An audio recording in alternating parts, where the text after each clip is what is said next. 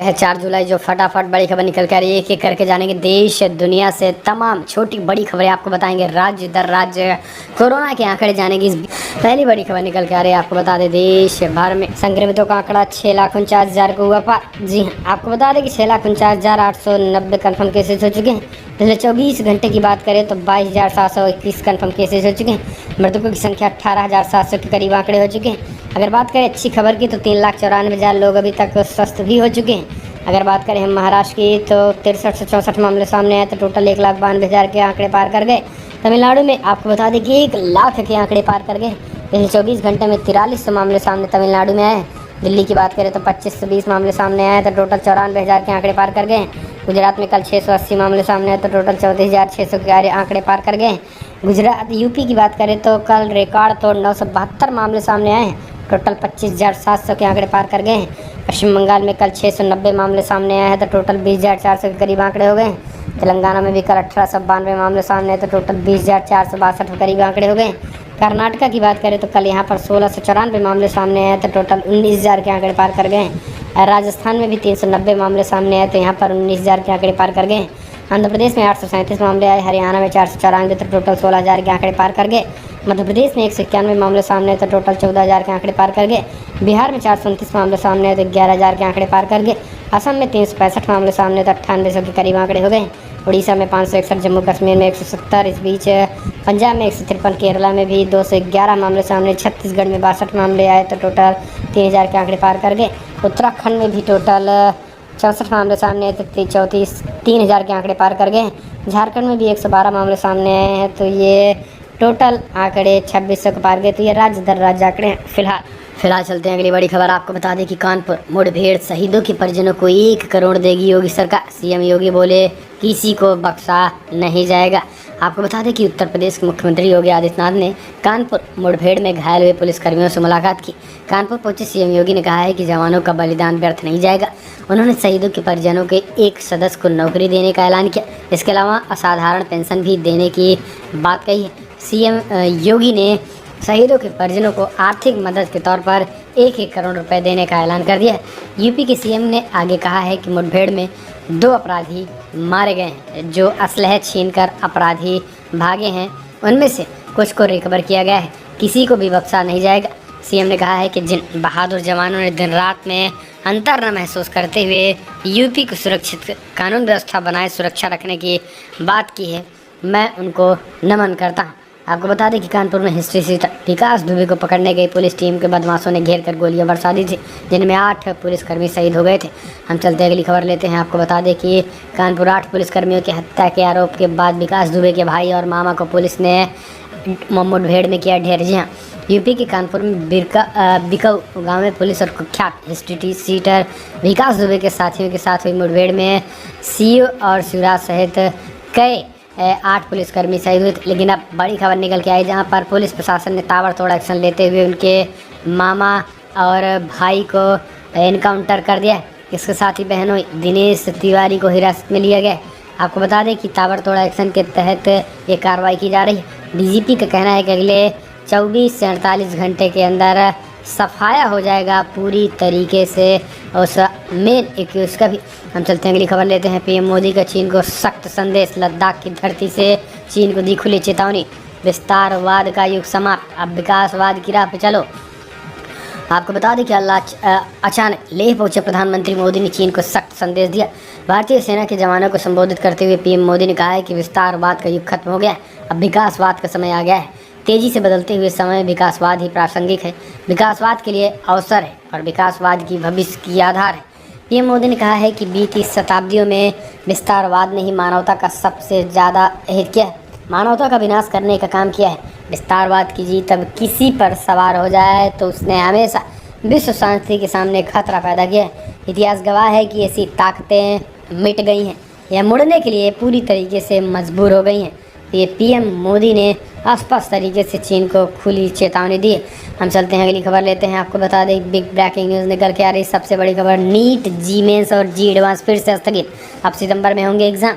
सभी की निगाहें नीट और जेई मेंस के एग्ज़ाम पर टिकी थी। अब सस्पेंस से पर्दा उठ गया है। जेई मेंस परीक्षा 1 सितंबर से 6 सितंबर तक होगी।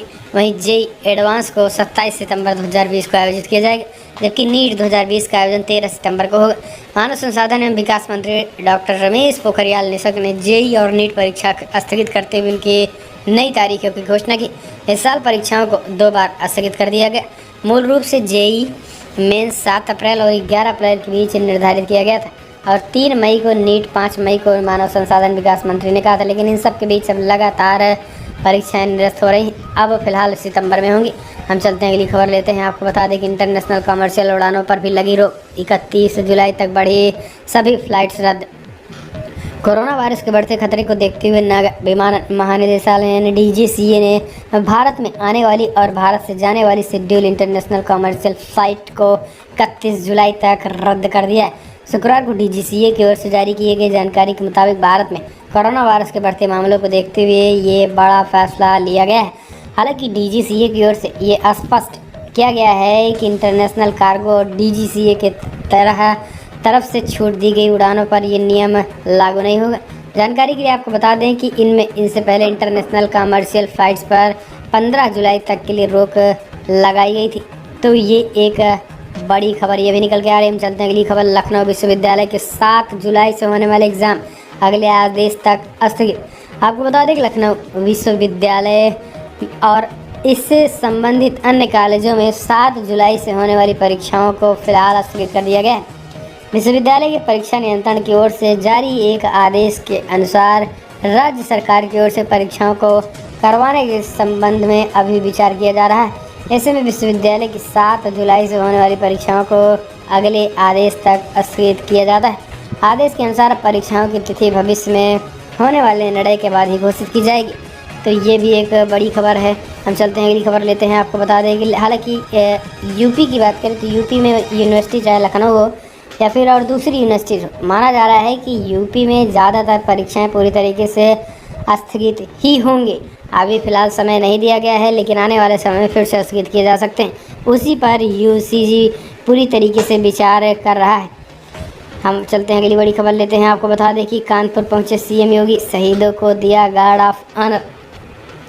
आपको बता दें कि मुख्यमंत्री योगी आदित्यनाथ व उप मुख्यमंत्री केशव प्रसाद मौर्य ने रीजेंसी हॉस्पिटल पहुंचकर वहां हमले में घायल पुलिसकर्मियों से मुलाकात की।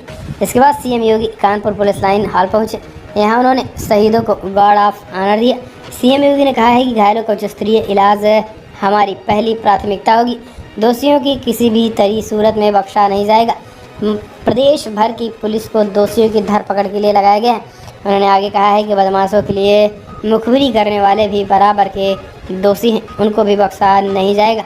हम चलते हैं अगली खबर लेते हैं। आपको बता दें कि पूरे देश में लागू होगा one nation one ration card. ये राशन कार्ड बनवाने का नया नियम। प्रधानमंत्री मोदी ने मंगलवार को देश के नाम अपने संबोधन में पूरे देश में one nation one ration card लागू करने की भी बात बता दी है। वर्तमान में ये स्कीम 20 राज्यों और केंद्र शासित प्रदेशों में लागू हो गया है। ऐसे में देश में जिनके पास राशन कार्ड नहीं है वैसे लोगों के लिए बेहतर अवसर है, वो जल्दी से अपना राशन कार्ड बनवा लें। राशन कार्ड वैसे ही तो एक सरकारी डॉक्यूमेंट है जिसकी मदद से सार्वजनिक वितरण प्रणाली PDS के तहत उचित दरों की दुकानों से गेहूं, चावल आदि बाजार मूल्य से बेहद कम दाम पर खरीद सकते हैं। One nation one ration card scheme का जो फ़ायदा है वो सबसे ज़्यादा प्रवासी मजदूरों को देखने को मिलेगा, जिनके पास कार्ड ना होने की वजह से पूरे पैसे में राशन खरीदने होते थे, लेकिन वो कार्ड होने की वजह से उन्हें जो रेट उनके गांव और घरों पर मिलता था वही प्रवासी मजदूरों के तौर पर कहीं भी रहेंगे वहाँ मिलेगा। हम चलते हैं अगली खबर लेते हैं। आपको बता दें कि सामने आया विकास दुबे का समाजवादी पार्टी का कनेक्शन। पत्नी ने लड़ा था पार्टी के समर्थन पर चुनाव। आपको बता दें कि बिठूर के बिकौरी गांव में 8 पुलिसकर्मियों का नृशंस हत्या के बाद प्रदेश में सरकार पर सियासी वार होने शुरू हो गए। सरकार को समाजवादी पार्टी, कांग्रेस पार्टी और बहुजन समाज पार्टी ने जहाँ एक तरफ कटघरे में खड़ा किया है तो वहीं अब इस घटना की जिम्मेदारी योगी सरकार ने ली है। तो वहीं उन्होंने स्पष्ट तरीके से अब नया राजनीतिक समीकरण भी दिख रहा है। दरअसल आपको बता दें कि माना जा रहा है कि समाजवादी पार्टी से विकास दुबे का पुराना नाता भी रहा है। आपको बता दें कि हालांकि कई राजनीतिक शक्तियों से इनके रसूख थे, कई राजनीतिक शक्तियों के साथ बैठते थे, लेकिन आपको बता दें कि समाजवादी पार्टी के चुनाव चिन्ह पर इनकी पत्नी जिला पंचायत के चुनाव लड़ चुकी हैं, जिला पंचायत सदस्य भी रह चुकी हैं। ऐसे में अखिलेश यादव समाजवादी पार्टी भी बोलने लायक नहीं है। हम चलते हैं अगली खबर लेते हैं। आपको बता दें, बिग ब्रेकिंग निकल के आ रही, CICSE बोर्ड ने 10वीं 12वीं कक्षा की रद्द परीक्षाओं के लिए मूल्यांकन योजना की घोषणा की। आपको बता दें कि council for the Indian school certification examination ने शुक्रवार को 10वीं और 12वीं कक्षा की लंबित परीक्षाओं के लिए मूल्यांकन योजना की घोषणा की। इन परीक्षाओं को कोरोना वायरस के बीच बचाव के लिए लगे लॉकडाउन के दौरान स्थगित कर दिया गया था। आपको बता दें कि CISCE की योजना के अनुसार उम्मीदवारों का मूल्यांकन 3 अंकों के सर्वश्रेष्ठ 3 मापदंडों पर के आधार पर किया जाएगा, जिन विषय के लिए बोर्ड परीक्षा आयोजित की गई थी। तो ये एक बड़ी खबर निकल के आई। हम चलते हैं अगली खबर लेते हैं। आपको बता दें कि प्रधानमंत्री मोदी के आईना दिखाते ही तिलमिला गया चीन, बोला हमें विस्तारवादी कहना गलत। लद्दाख के फॉरवर्ड पोस्ट पर सैनिकों को संबोधित करने के दौरान प्रधानमंत्री मोदी के सख्त संदेश से खुद कि विस्तारवादी राष्ट्र कहे जाने से चिड़े चीन इस आरोप को बेबुनियाद बताया। कहा है कि वे बातों को बहुत बढ़ा चढ़ाकर पेश कर रहे हैं। 15 जून को चीन के साथ झड़प में 20 जवानों की शहादत के बाद अचानक लद्दाख दौरे पर PM मोदी ने सैनिकों को संबोधित करते हुए चीन का नाम लिए बगैर विस्तारवाद का युग समाप्त होने का ऐलान किया। PM ने कहा कि अब विकासवाद का युग है और जिसने भी विस्तारवाद की नीति अपनाई वो या तो पूरी दुनिया से ख़त्म हो गया वो या फिर उसको फिर से पीछे मुड़कर जाना पड़ा है। और इसी को लेकर चीन ने स्पष्ट तरीके से ये वार समझ लिया कि हम पर ही है और यही कारण है कि चीन की तरफ से रिएक्शन भी आ गया है। उसने कहा कि चीन को विस्तारवादी कहना गलत है, आप समस्याओं को बढ़ा रहे हैं, बॉर्डर पर जाकर आप उकसावे वाली बात कर रहे हैं। तो PM मोदी को लेकर चीन की ये प्रतिक्रिया आई है, जबकि पूरी दुनिया कहती है कि आज चीन न केवल विस्तारवादी बल्कि पूरी तरीके से भूमाफिया बन चुका है। आज जितने भी पड़ोसी देश हैं इन सब पर चीन कब्जा करना चाहता है और सभी देशों को, चाहे छोटी थोड़ी ही ज़मीन हो या बड़ी ज़मीन हो, हर देश की ज़मीनों को अपना बताता है। यही कारण है कि PM मोदी ने भी विस्तारवादी नीतियों को लेकर चीन पर हमला बोला तो तिलमिला गया चीन। हम चलते हैं अगली खबर लेते हैं। दिल्ली NCR में कल फिर से एक बार भूकंप के झटके 4.5 की तीव्रता मापी गई। आपको बता दें कि दिल्ली NCR में शुक्रवार शाम को एक बार फिर से भूकंप के झटके महसूस किए गए। दिल्ली, नोएडा, गाजियाबाद में भूकंप के झटके महसूस किए गए। रिएक्टर पैमाने पर भूकंप की तीव्रता 4.5 रही। पिछले कुछ समय से दिल्ली NCR समेत देश के विभिन्न शहरों में कई बार भूकंप के झटके आ चुके हैं। भूकंप के झटके के बाद कई इलाकों में लोग अपने घर के बाहर निकल आए। नेशनल सेंटर फॉर सेस्मोलॉजी ने बताया है कि गुरुग्राम, हरियाणा के दक्षिणी पश्चिमी में 63 किलोमीटर की दूरी पर 4.5 रिएक्टर तीव्रता का भूकंप आया था।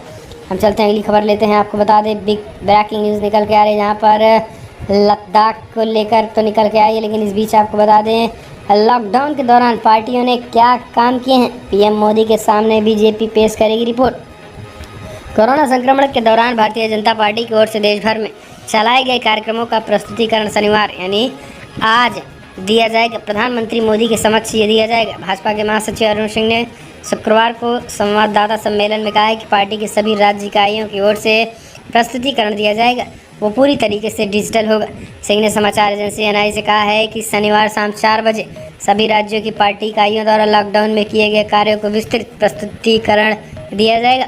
इसका प्रसारण नमो ऐप के अलावा दूसरे डिजिटल प्लेटफॉर्म पर भी किया जाएगा। तो यानी PM मोदी एक तरफ देश को भी संभाल रहे हैं तो दूसरी तरफ पार्टी का भी जिम्मा लिए हैं। हम चलते हैं अगली खबर लेते हैं। आपको बता दें कि दुनिया भर में जो आंकड़े निकल के आ रहे हैं, 1,08,74,000 कन्फर्म केसेज हो चुके हैं। मृतकों की संख्या 5,21,000 के करीब लोगों की मौत हो गई है। अगर यूनाइटेड स्टेट की बात करें तो 27,41,000 कन्फर्म केसेज, तो 1,30,000 करीब लोगों की मौत हो गई है। ब्राज़ील में 14,96,000 कन्फर्म केसेज हैं। तो वहीं अगर हम बात करें 61,000 करीब लोगों की मौत हो गई है। रसिया में 6,67,000 कन्फर्म केसेज हो चुके हैं। तो वहीं अगर हम बात करें 10,000 करीब लोगों की मौत हो गई। इंडिया में भी 6,25,000 कन्फर्म केसेस, तो 18,000 के करीब लोगों की मौत हो गई। तो ये दुनिया भर का आंकड़ा फिलहाल दोस्तों बड़ी खबर।